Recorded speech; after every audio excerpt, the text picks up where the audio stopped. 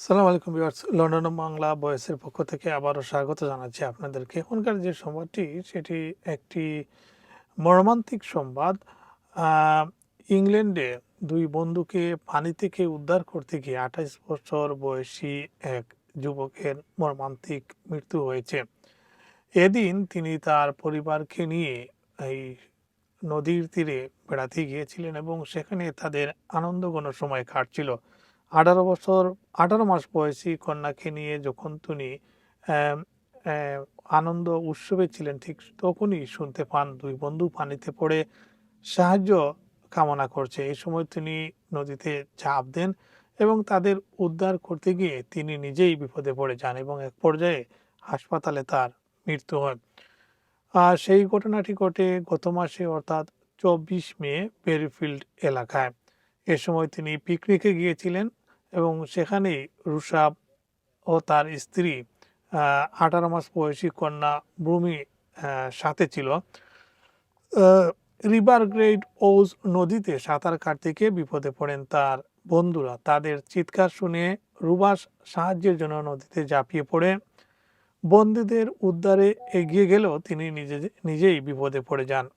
অর্থাৎ তিনি সেখান থেকে উঠতে পারেনি। পরবর্তীতে উদ্ধার কর্মীরা তাকে সেখান থেকে উদ্ধার করে এয়ার অ্যাম্বুলেন্স করে হাসপাতালে পাঠায়।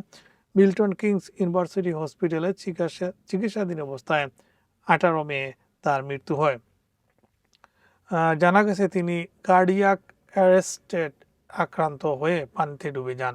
স্ত্রী মিলি প্যাটেল বলেন, তিনি একজন অসাধারণ স্বামী ও বাবা ছিলেন। সবসময় অনেককে সাহায্য করতে চাইতেন, অর্থাৎ তিনি সবসময় মানুষকে সাহায্য করতে চাইতেন, পরোপকারী ছিলেন এবং স্ত্রী ও সন্তানদেরকে তিনি টেক কেয়ার করতেন। ঘটনায় বাকিংহামশায়ার ফায়ার অ্যান্ড রেস্কিউ সার্ভিসের 4টি ইউনিট উদ্ধার কাজে এগিয়ে আসে। টেমস ভ্যালি পুলিশ জানায় যে ঘটনাস্থলে পৌঁছার সময় এক ব্যক্তিকে চিকিৎসা দেওয়া হচ্ছিল এবং পরে তাকে হাসপাতালে স্থানান্তর করা হয়।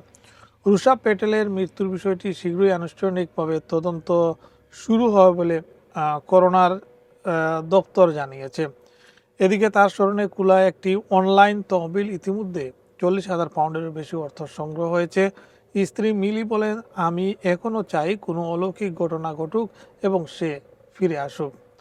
ভিউয়ার্স, ছিল এই ছিল এখনকার মতো গুরুত্বপূর্ণ আপডেট। পরবর্তী আপডেটে আবারও দেখা হবে আপনাদের সাথে।